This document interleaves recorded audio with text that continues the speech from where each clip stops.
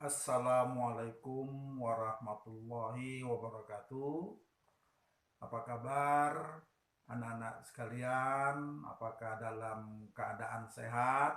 Ya, moga-moga dalam keadaan sehat. Untuk pelajaran daring minggu ini yang masuk adalah Bapak. Bapak kenalkan diri Bapak, bernama Salahuddin. Bapak masuk di kelas 77, 78, dan 79. Jadi untuk di kelas 7 ada 2 guru. Yang pertama yang masuk minggu yang lalu itu Ibu Siti Aisyah.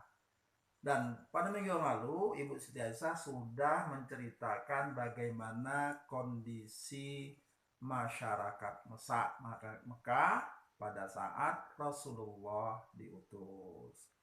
Nah, Rasulullah itu kita ulangi, Rasulullah itu lahir pada tahun 571 Masehi. Nah, genap dia berusia 40 tahun, dia pun diangkat menjadi Rasul. Bermula dari turunnya wahyu yang pertama yaitu surat Al-Alaq di Gua Hirah pada tanggal 17 Ramadan 13 sebelum Hijriah, atau tepatnya pada tahun 610 Masehi. Nah, siapa yang bisa membaca surat Al-Alaq? Ya, silakan baca. A'udzu billahi minasyaitonir rajim. Bismillahirrahmanirrahim. Iqra bismi rabbikal ladzi khalaq. Khalaqal insana min 'alaq. Iqra wa rabbukal akram. Alladzi 'alam Allama bil qalam. Allamal.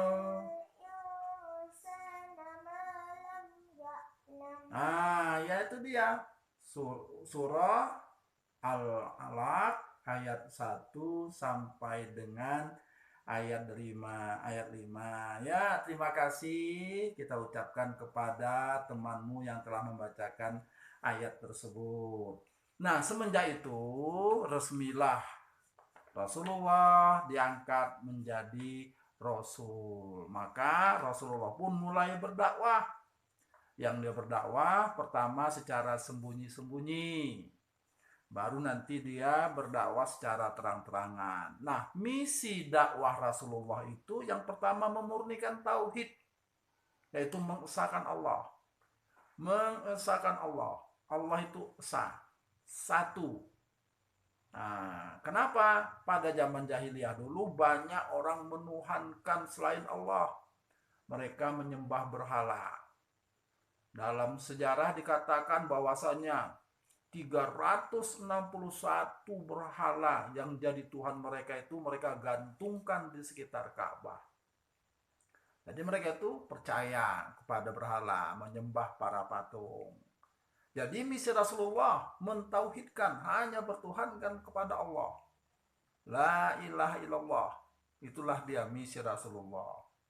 Yang kedua, misi Rasulullah adalah memperbaiki akhlak.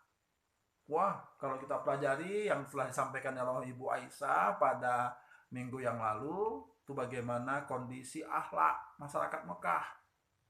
Akhlaknya bobrok, suka minum minuman keras, berjudi, menindas, dan banyak lagi akhlak buruk.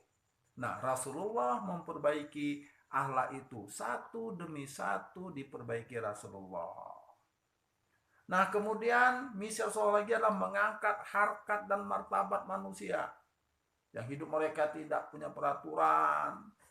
Siapa yang kuat, yang berkuasa, berbuat dosa sesukanya sehingga menjadi hina. Nah, Rasulullah mengangkat harkat dan martabat manusia itu. Dan banyak yang menerima ajaran Rasulullah, banyak. Yang pertama kali beriman yaitu ya tentu istrinya yang bernama Siti Khadijah, diikuti para sahabatnya Abu Bakar, diikuti lagi Utsman, Ali, Umar, Zubair bin Awam, Mu'ad bin Zabal, Bilal bin Rabah. Yang kesemuanya itu disebut dalam Al-Quran adalah as-sabiquna awwalun. Orang yang mula-mula beriman. Nah, banyak juga yang menolak. Yang sampai akhirnya mati pun dalam keadaan kafir. Di antaranya siapa? Abu Lahab. Itu terkenal itu, sangat menolak ajaran Rasulullah. Abu Jahal yang juga menolak ajaran Rasulullah. Dan banyak lagi. Mengapa mereka menolak? Ya mereka pertama takut kehilangan kekuasaan.